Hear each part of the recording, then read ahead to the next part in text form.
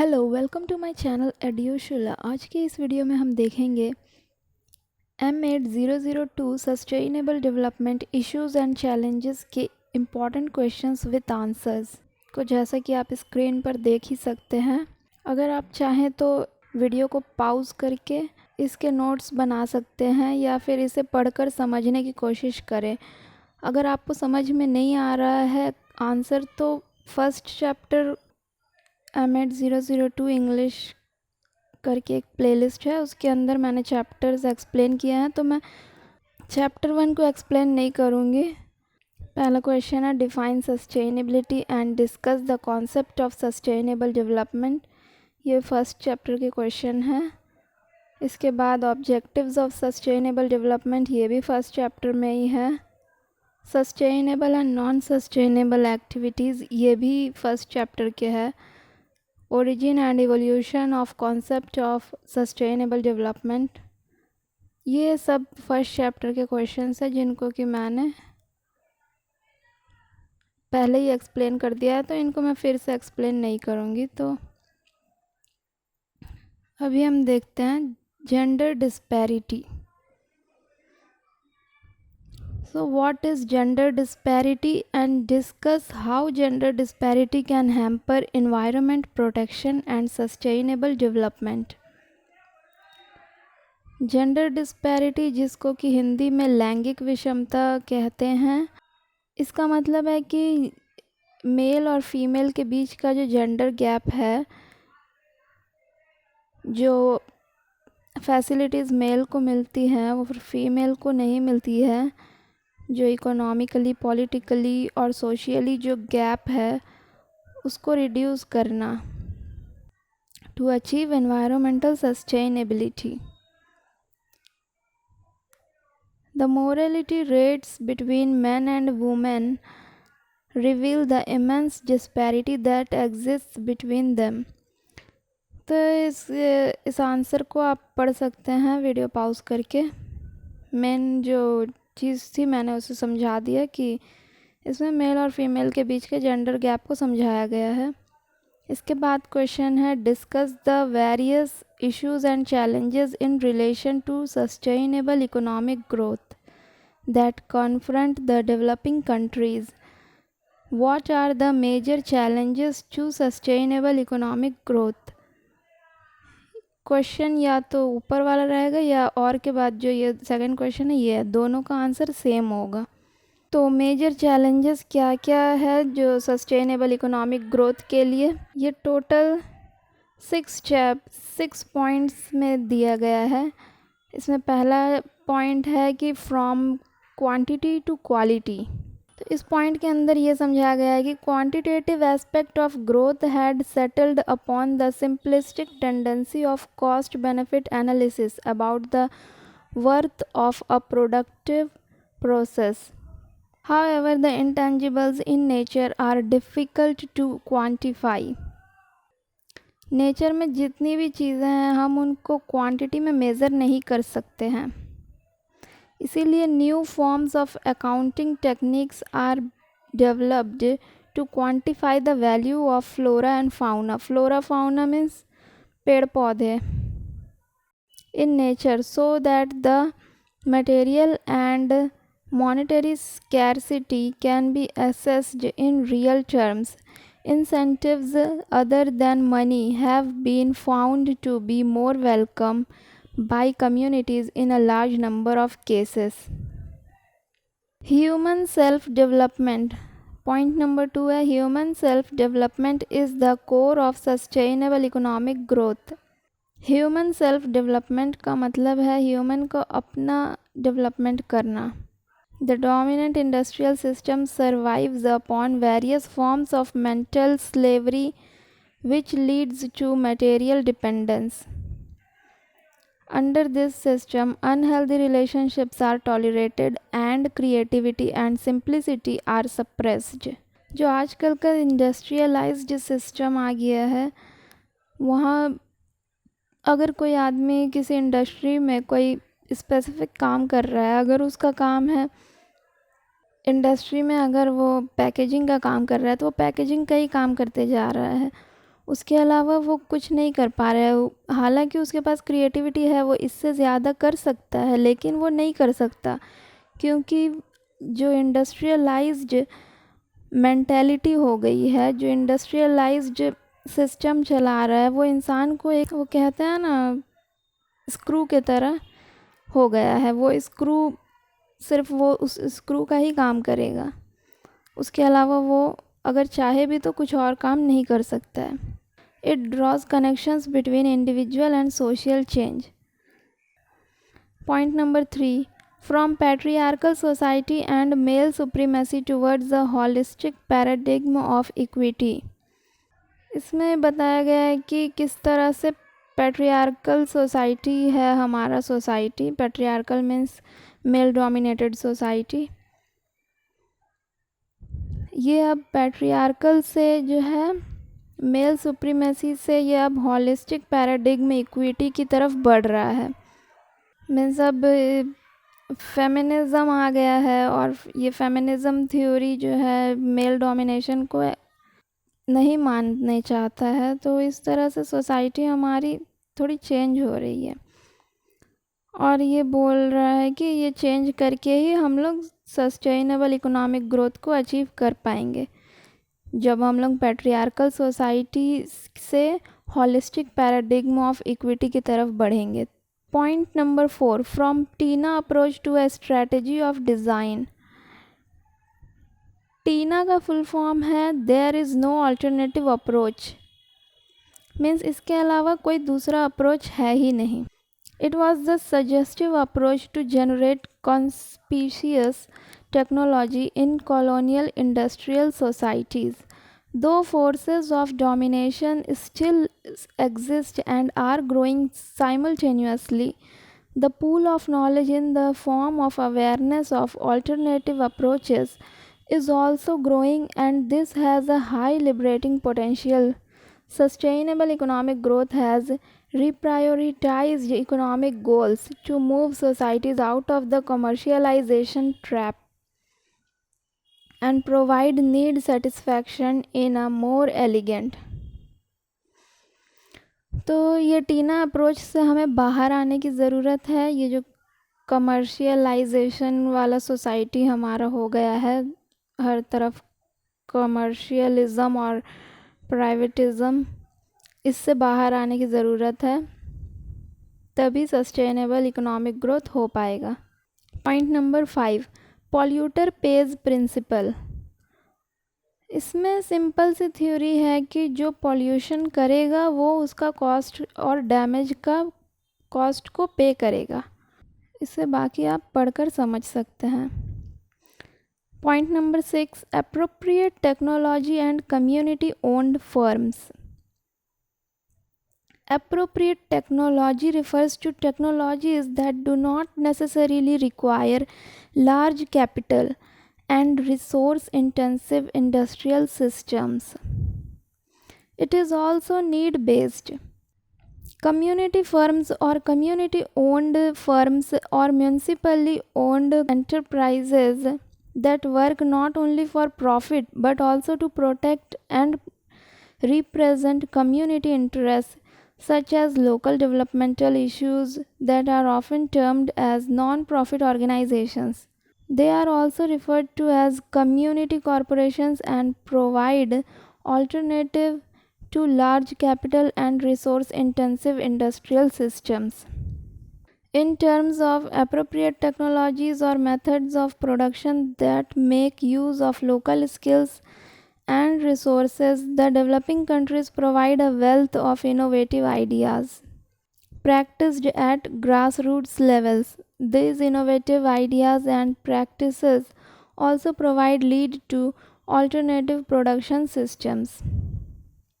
तो यहाँ grass root levels पर जो, जैसे हमारे गांव में जो जिस तरह से वो लोग रहते हैं और ज़्यादा से ज़्यादा नेचुरल चीज़ों का यूज़ करके वो लोग अपनी लाइफ को मेंटेन करते हैं, उस तरह से ग्रास रूट लेवल पर काम करने से भी हम सस्टेनेबल इकोनॉमिक ग्रोथ को अचीव कर सकते हैं। नेक्स्ट क्वेश्चन है, how can sustainable livelihoods be achieved? Livelihoods are ideally sustainable when all stakeholders are empowered and have enhanced access to assets. यहाँ पावर रिलेशंस को चेंज करने की बात कही गई है, यहाँ इक्वालिटी के ऊपर जोर दिया गया है। जब हम पूरी सोसाइटी में, पूरी कंट्री में, पूरे वर्ल्ड में इक्वालिटी को अचीव कर पाएंगे, तभी हम सस्टेनेबल लाइवलीहुड को भी अचीव कर पाएंगे। To achieve this, therefore, attention to the constitutive side of politics, for example, governance is required. तो सस्टेनेबल लाइवलीहुड को अचीव करने के लिए गवर्नेंस ज़रूरी है। The key governance issue to change the rules and underlying power structures towards a positive sustainable livelihood outcome may be summarized as means ये सारी qualities अगर गवर्नमेंट में आ गई तो हम सस्टेनेबल लाइवलीहुड को अचीव कर सकते हैं। वो क्वालिटीज़ क्या क्या हैं? पहला है पीपल सेंटर्ड, दूसरा है रिस्पॉन्सिव एंड पार्टिसिपेटरी, तीसरा मल्टी लेवल, चौथा पार्टनरशिप, पांचवा सस्टेनेबल और छठा है डायनामिक। तो इन सारे ऊपर दिए गए इश्यूज़ के लिए जो रिक्वायर्ड अटेंशन है वो इस तरह से है। फर्स्ट है appropriate knowledge. Knowledge to be appropriate has to be rooted in the community resources. Community resources में knowledge होना चाहिए। मीन्स जो कम्युनिटी जो हमें प्रोवाइड करती है वो नॉलेज ज़्यादा बेटर है। Pattern and is politically neutral, और वो पॉलिटिकली न्यूट्रल हो। Means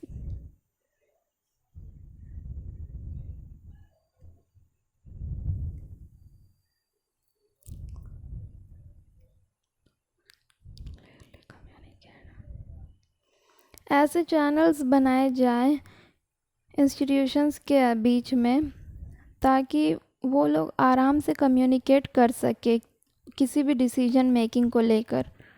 prevailing systems suggest excessive focus upon formal or codified types of knowledge, ignoring the tacit or experiential knowledge embedded in community practices.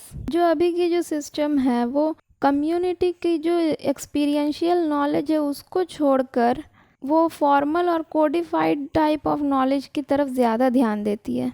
Appropriate to capturing local dynamics and locally differentiated, तो इसीलिए community knowledge को इसमें ज़्यादा importance दी गई है कि community knowledge जो है एक्सपीरियंस से आती है, तो उसको हमें अपनाना चाहिए। पॉइंट नंबर 2 है इक्विटेबल समानता।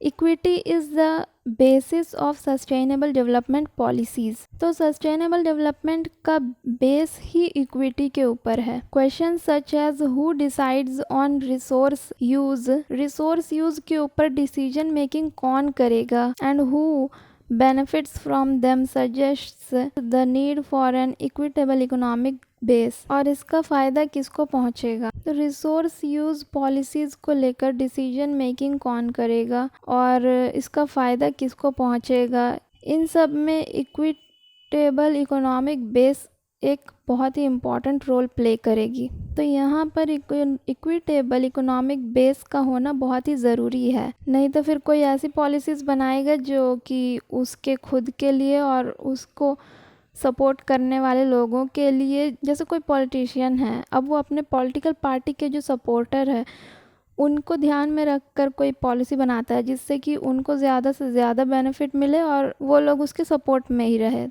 तो इस चीज़ को रोकने की बात कही गई है और यहाँ इक्विटेबल इकोनॉमिक बेस की बात कही गई है। Point number 3, participatory. Participation is necessary for effective policy and for guarding against arrogance and suspicion when institutions assume the right to make decisions on behalf of others. तो जब people लोगों के पास ये पावर नहीं होगा कि सब लोग डिसीजन मेकिंग में पार्टिसिपेट कर सके, बल्कि उनके चुने हुए कुछ लीडर्स ही जब पार्टिसिपेट करेंगे डिसीजन मेकिंग में, तो हो सकता है कि वो लोग कुछ ऐसे पॉलिसीज़ बनाए जो कि उनके अगेंस्ट में हो, जो पीपल जिनको कि उनमें उस डिसीजन मेकिंग में पार्टिसिपेट करना चाहिए था, लेकिन उन लोगों ने नहीं किया participation. Point number 4, flexible adaptable. Flexible और एडेप्टेबल, तो institutions for sustainable livelihood are opposed to the top down और trickle down approaches. They are flexible enough to accommodate changing political and ecological circumstances, making sure that the adoption of procedures are not bogged down by inertia, routine, or agency capture. This is particularly important where institutions have to react and respond quickly to changing resource needs. Flexibility provides security, creativity, and drive for innovation. Institutions को flexible होना चाहिए, इतना flexible होना चाहिए कि वो लोग changing political और इकोलॉजिकल सर्कमस्टांसेस में अपने आप को अडेप्ट कर सकें। Point number 5, enforceable. Policies that propose solutions to particular problems have to be sensitive to the problems of enforcement and implementation. सबसे वर्स कंडीशंस में भी जो पॉलिसीज़ कोई पर्टिकुलर प्रॉब्लम्स का सॉल्यूशन बताती हैं, उनका इम्प्लीमेंटेशन होना चाहिए। कभी कभी बहुत ज़्यादा ऑपोजिट कंडीशंस में भी इनको इन्फोर्स करना पड़ता है। Next question, define sustainable livelihood as given by DFID. Describe in brief the 5 capitals from which the individuals draw their livelihoods. Explain 4 key governance issues important for enhancing possible sustainable livelihood outcomes. Sustainable livelihood is a mode of protecting and improving the management of the natural and physical environment. Sustainable livelihood क्या है? एक ऐसा mode है जो कि environment को, natural और physical environment को प्रोटेक्ट और इम्प्रूव करता है। 1997 white paper on international development commits the department for international development DFID to promoting sustainable livelihoods. The white paper defines sustainable livelihood as, DFID का फुल फॉर्म है department for international development, DFID। इसने 1997 में एक white paper में international development commit किया था कि ये सस्टेनेबल डेवलपमेंट को प्रमोट करेगा, और इसी को लेकर इसने वाइट पेपर में इसे डिफ़ाइन भी किया था 1997 में। तो DFID के अकॉर्डिंग इस livelihood comprises the capabilities, assets including both material and social resources and activities required for a means of living. A livelihood is sustainable when it can cope with and recover from stresses and shocks and maintain or enhance its capabilities and assets both now and in the future, while not undermining the natural resource capital asset. एक livelihood तब sustainable कहलाएगा जब वो stress और shock से recover कर पाएगा और कोप अप कर पाएगा, बाहर निकल पाएगा और मेंटेन कर पाएगा और बढ़ा सकेगा अपने कैपेबिलिटीज़ को और अपने एसेट्स यानी अपने दौलत को, both now and in future, अभी के टाइम में और फ्यूचर के टाइम में भी, while not undermining the natural resource capital asset, और वो भी बिना नेचुरल रिसोर्स कैपिटल को यूज़ किए हुए, तब वो लाइवलीहुड सस्टेनेबल लाइवलीहुड कहलाएगा। 5 types of capital assets from which the individual draws his और her livelihood. Number 1 is natural. Natural के अंदर आता है land, water, wildlife, biodiversity, environmental resources. Point number 2 social. Social resources के अंदर है networks, membership of groups, relationships of trust, access to wider institutions or society upon which people draw in pursuit of livelihoods. Number 3 human. Human का जो एक skill, knowledge, ability to work और उसका health, ये सभी important to the ability to pursue different livelihood strategies. Number 4 physical. The basic infrastructure, transport, shelter, energy and communications, and the production equipment and means which enable people to pursue their livelihoods.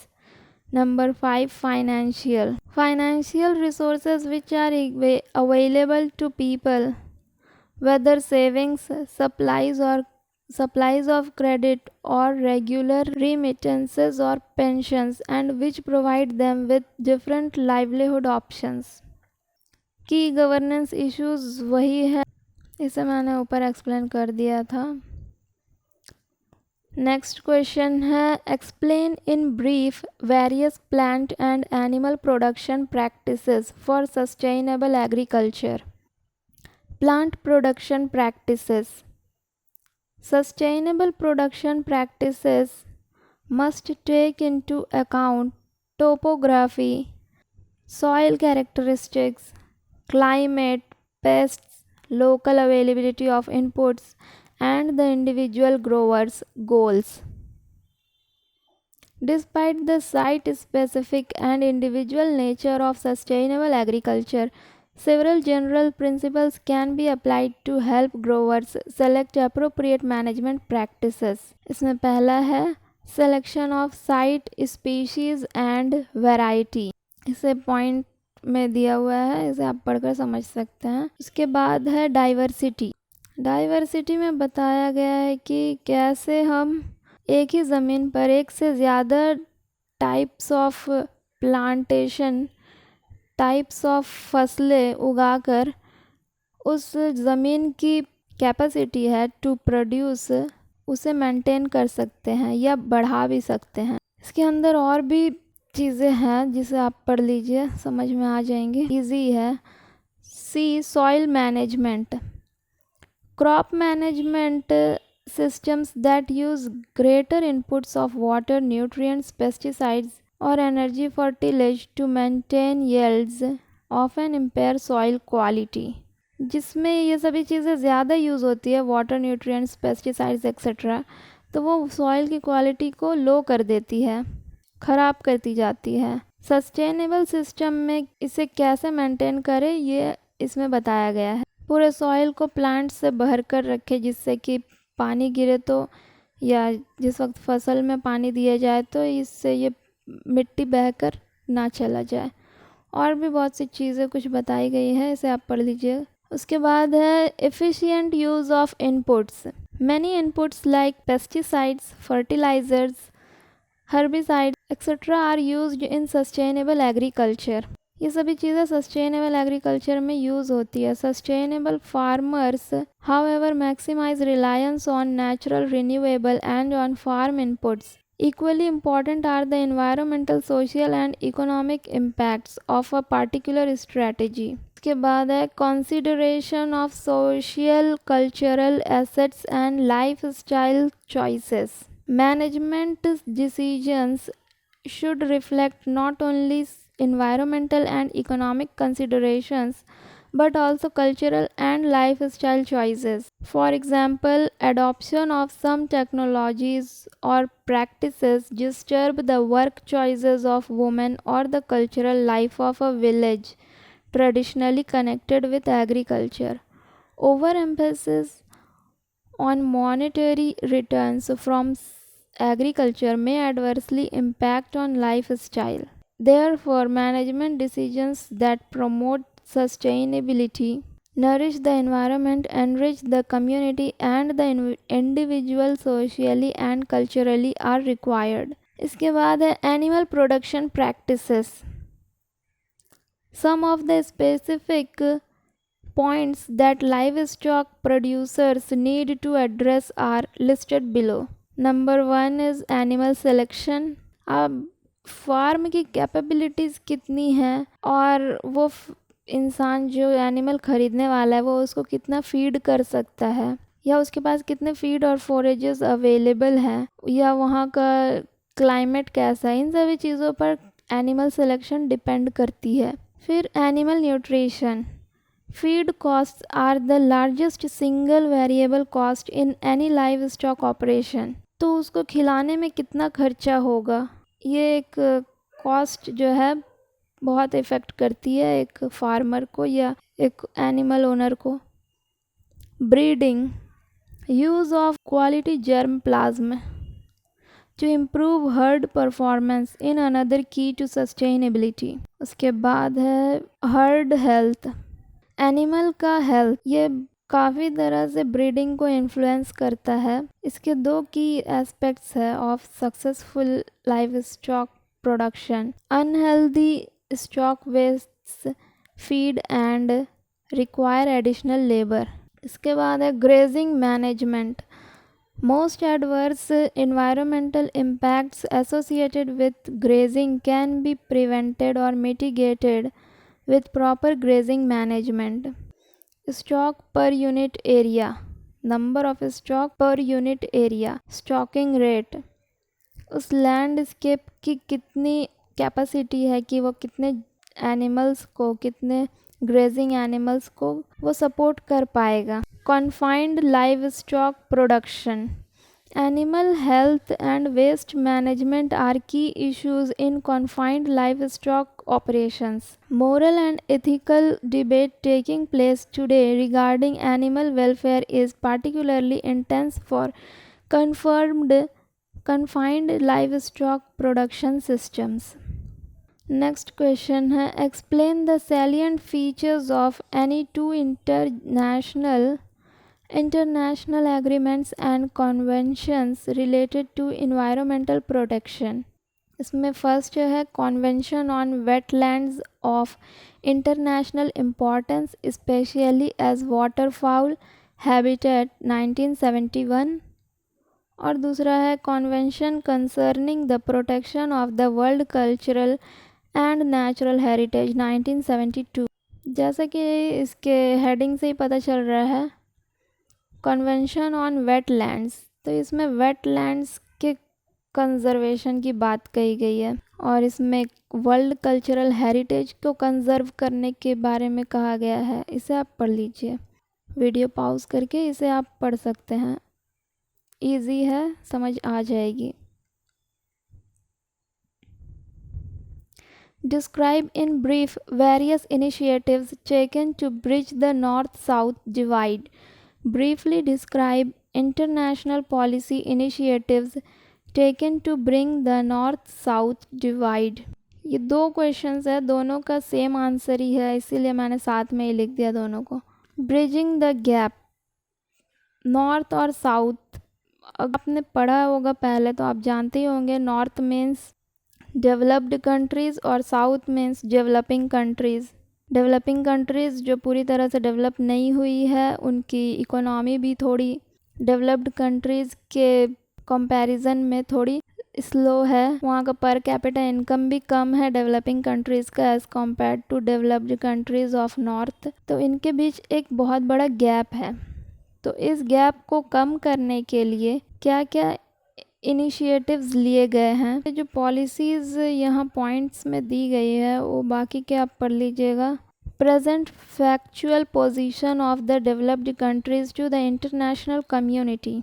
While South-South cooperation has been successful in bridging the pertinent issue to the notice of the developed bloc, it needs to formulate strong international policies. International policies किस लिए ज़रूरत है, ताकि वो लोग present का जो factual position है डेवलप्ड कंट्रीज़ का नॉर्थ साउथ के बीच में एक म्यूचुअल कोऑपरेशन को डेवलप करने के लिए पॉलिसीज़ बनाना ज़रूरी है। Bring about sustained progress and development bye ensuring stability and peace in the region. Continue the reform process in agriculture, including food security and rural development.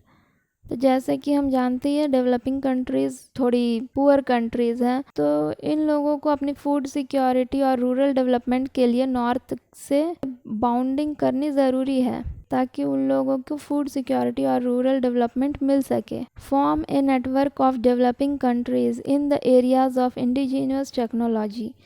ऐसी एरियाज़ जहाँ पे indigenous technologies अच्छी हैं। इंडिजीनियस मीन्स जो grass root level पर जो गांव के लोगों को जो अच्छी खासी नॉलेज होती है कि एनर्जी को किस तरह से यूज़ करे, ये मैं ऐसे ही बता दे रही हूँ समझने के लिए, इसे ही इंडिजीनियस नॉलेज कहते हैं।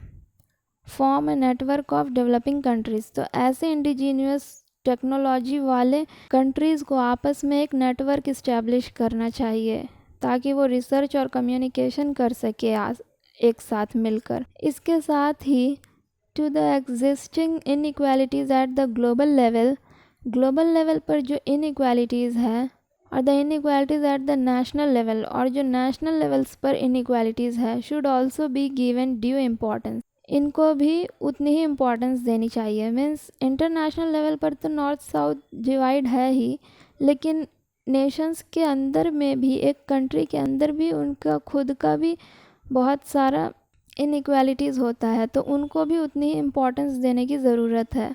Efforts should be made at the regional, district and village levels to bridge the gap.